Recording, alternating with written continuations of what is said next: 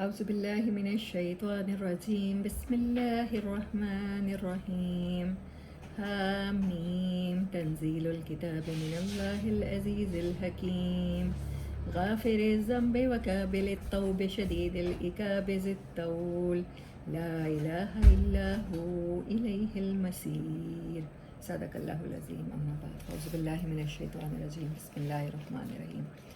اچھا، کل بھی ہم نے پڑھا تھا سورۃ یاسین کا مومن جو خیر خواہ تھا اپنی قوم کا. آج اس صورت میں بھی، اس صورت کا نام ہی صورت مومن اسی بندے کے نام پہ ہے.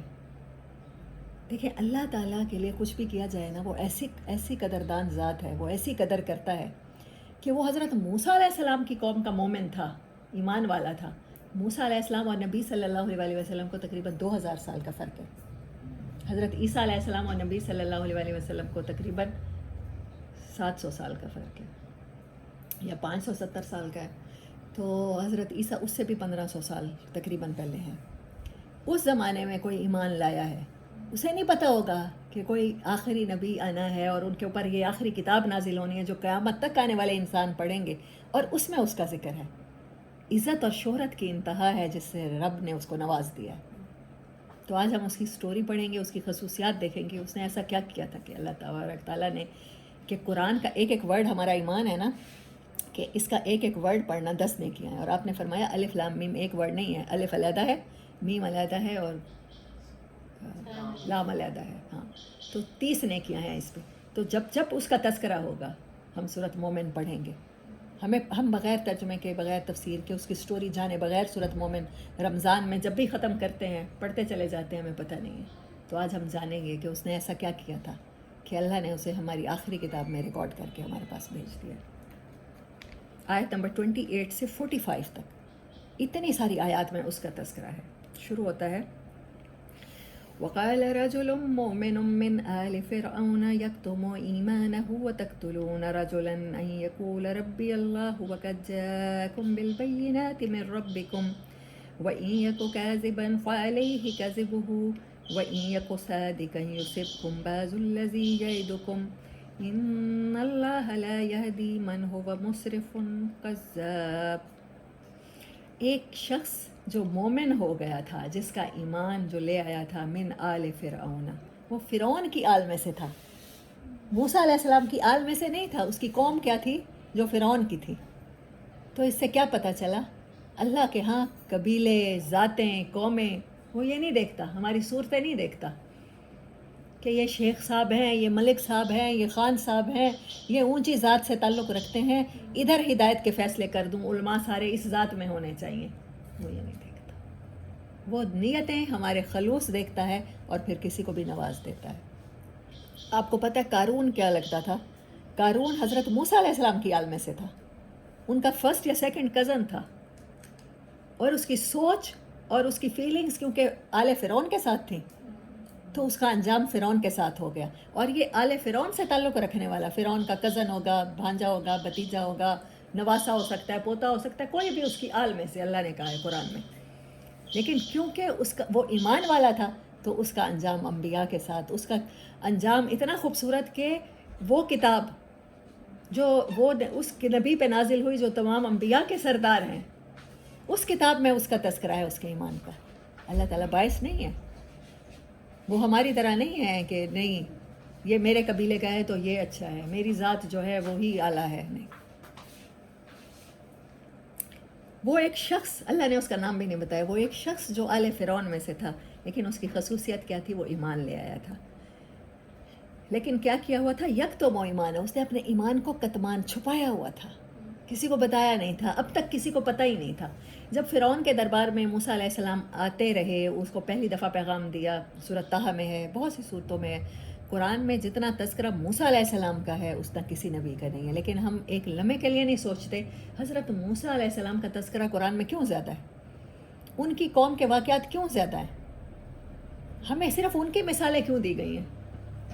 میں آپ کا کچھ آئی سوال کی تھی، آپ کا قرآن پاک پڑھیں گے نا، میں کہ آپ موسیٰ علیہ السلام کا ذکر بار بار کیوں؟ وہ اس لیے کہ ہماری ریزمبلنس موسیٰ علیہ السلام کی قوم کے ساتھ ہے. وہ صاحب کتاب پیغمبر تھے، صاحب شریعت پیغمبر تھے. بہت سے پیغمبر ایسے آئے جیسے حضرت عیسیٰ علیہ السلام آئے تھے، بائبل سیم تھی، انجیل نازل ہو چکی تھی، تورات جسے کہتے ہیں، لیکن 40 بکس ہیں جو حضرت موسیٰ علیہ السلام پر تورات کی ہیں، نازل ہوئی ہیں. اور پھر انہوں نے وہی حضرت عیسیٰ علیہ السلام اسی کو، انہی کی شریعت کو ریوائیو کرنے آئے تھے. ان کے اوپر اپنی کوئی شریعت نازل نہیں ہوئی. لیکن موسیٰ علیہ السلام واحد نبی ہیں جن کو کتاب دی گئی. جیسے زبور ہے حضرت داؤد علیہ السلام کی، اس میں صرف اللہ کی حمد ہے، تعریف ہے. جیسے آج نعتیں ہوتی ہیں، نعتیہ اشعار ہوتے ہیں، وہ اس طرح سے وہ پڑھا کرتے تھے، ان کے ساتھ پہاڑ اور پرندے بھی پڑھا کرتے تھے. شریعت نہیں تھی ڈیفرنٹ. موسیٰ علیہ السلام کی نبی صلی اللہ علیہ وسلم کے ساتھ نسبت ہے کہ صاحب شریعت نبی ہیں، صاحب کتاب نبی ہیں. اور ان کی قوم کے جو کامن قسم کی غلطیاں ہیں وہ ہمیں بتائی گئی ہیں تاکہ ہم وہ غلطیاں نہ کریں. اچھا، مکالمہ ہوتا رہا. حضرت موسیٰ کا ایک ہی مطالبہ تھا، تم ایمان نہیں لاتے چلو ٹھیک ہے، جو میری قوم ہے جس کو تم نے غلام بنا رکھا ہے انہیں میرے ساتھ بھیج دو. وہ یہ نہیں مان رہا تھا. اب جب موسیٰ علیہ السلام بار بار مطالبہ کرنے جا رہے تھے تو پھر انہوں نے میٹنگ کی، اپنا اجلاس بلایا، وزیر مشیر اکٹھے کیے اور وہاں پر فیصلہ ہوا. دیکھیں فرعون نے ایسے نہیں کیا کہ خود سے اٹھا کے حضرت موسیٰ علیہ السلام کو مار دیا. اس نے بھی اپنے دور کے علماء سے فتوے لیے، سب کے مشورے کے ساتھ وہ کہہ رہا ہے کہ حضرت موسیٰ علیہ السلام کے قتل کا جب فیصلہ ہو گیا تب اس مومن نے کہا کہ اب اگر ایمان چھپاتا ہوں، کسی کی جان پہ بن آئی ہے تو اب ایمان چھپانا میں اللہ کا مجرم بن جاؤں گا. اور اس نے اس ٹائم اپنے ایمان کو ظاہر کیا. اسے پتہ تھا اسے مار ڈالیں گے، جیسے سورۃ یاسین کے مومن کو پتہ تھا، لیکن اس نے اپنی جان کی پرواہ نہیں کی. لیکن وہ حق بولا ہے اس ٹائم. اس نے کہا جان جاتی ہے تو جائے، اب تو ایمان رہ جائے، زندگی سے میں اس دنیا سے ایمان لے کے جاؤں. وہ جس نے اپنا ایمان چھپا رکھا تھا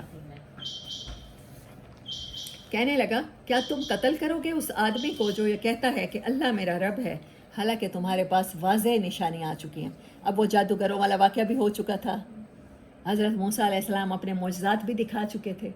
بینات کہتے ہیں علیحدہ علیحدہ ہو کے، جیسے اسپاٹ لائٹ میں ہم دیکھیں نا فنکشن ہوتا ہے کوئی، تو جب دلہن آنے لگتی ہے باقی بتیاں بجھا کے اس کے اوپر لائٹ ڈالی جاتی ہے، بینہ اسے کہتے ہیں.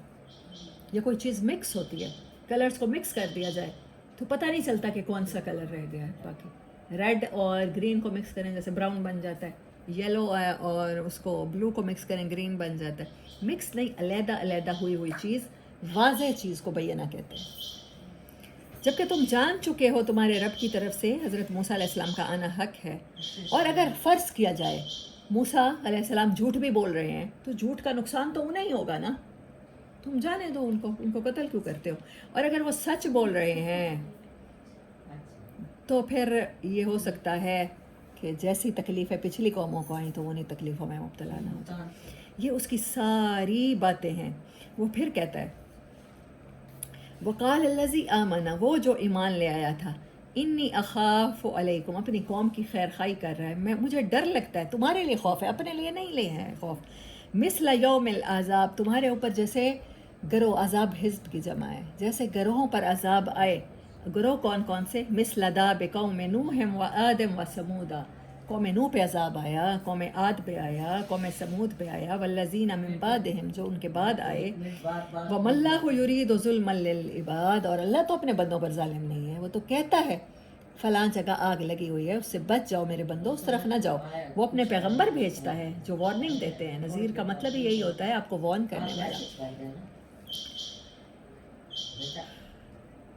وَلَقَدْ، اچھا اس نے ایک اور مثال دی ہے مختلف، میں آیات سکپ کر رہی ہوں درمیان میں سے.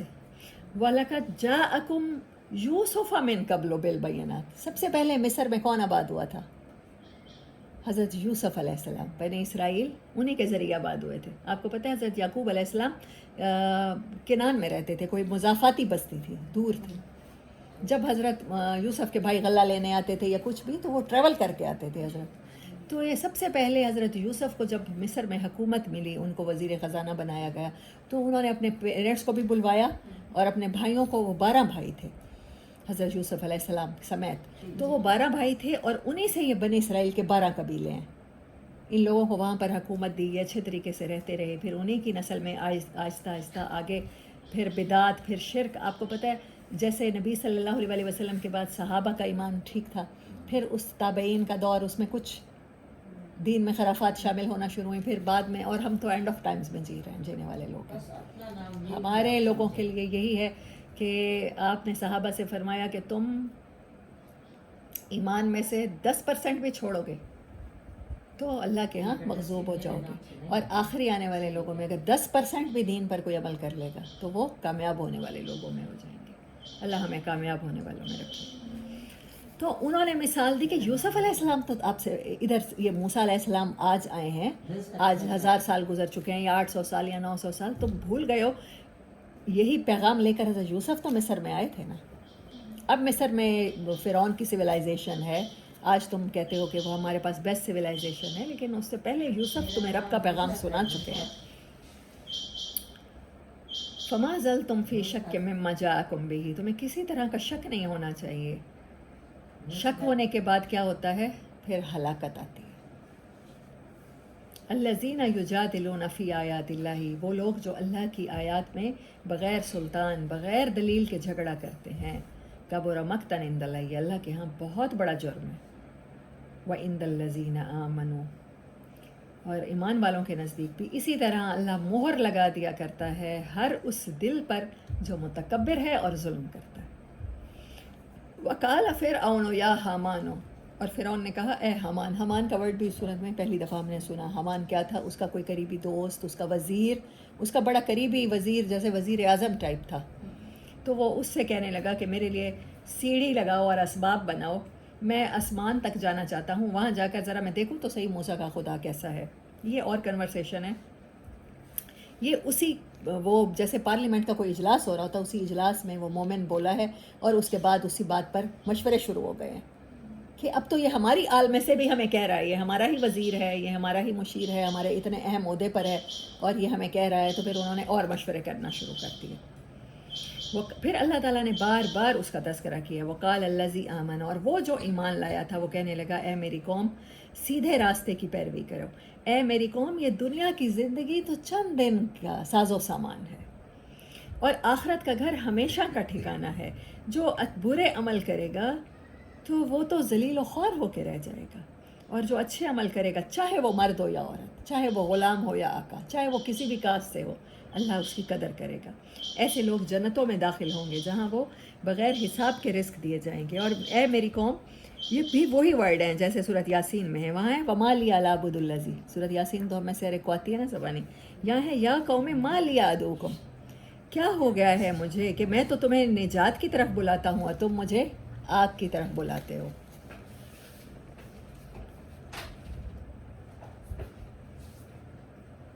اچھا، یہ جہاں پہ ختم ہو رہا ہے وہاں پر اس کی دعا ہے، میں نے کہا تھا فَسَتَذْكُرُونَ مَا أَقُولُ لَكُمْ، تمہیں یاد آئیں گی میری باتیں، یاد کرو گے میری باتیں اگر آج نہیں سمجھتے ہو تو۔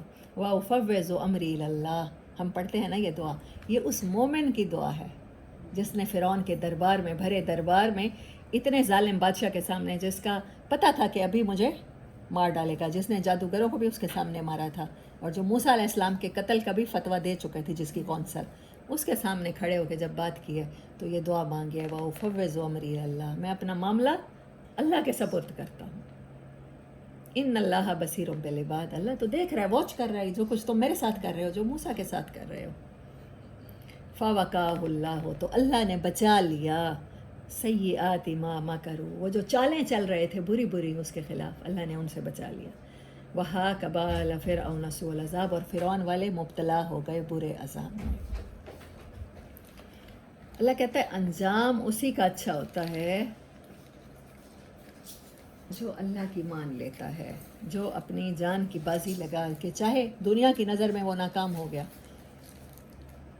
ہمارے ہاں کسی کے ساتھ ایسا ہو جائے کہ وہ پوری اپنی آل اولاد سمیت قتل کر دیا جائے امام حسین کی طرح، تو ہم لوگ کیا کہیں گے؟ ناکام ہی ہو گیا نا، کچھ بھی نہ رہا، اس کی تو فیملی بھی، ان کے گھر جلا دیے گئے، ان کی پراپرٹیز پہ قبضہ ہو گیا، ان کی پورے چھوٹے چھوٹے بچوں سمیت، عورتوں سمیت وہ سارے کے سارے کیپچر ہو گئے۔ تو ہمارے ہاں تو کامیابی اور ناکامی کا معیار کچھ اور ہے، اور اللہ کہتا ہے کہ وہ کامیاب ہو گیا، وہ بچا لیا گیا۔ سورت یاسین والا مومن کہہ رہا ہے کاش میری قوم کو پتہ چل جائے کہ میں کتنے اچھے انجام سے دوچار ہوا ہوں۔ تو اللہ کے ہاں کرائیٹیریا کامیابی کا کچھ اور ہے، اور ہم لوگوں نے کسی اور چیز کو سمجھ لیا ہے۔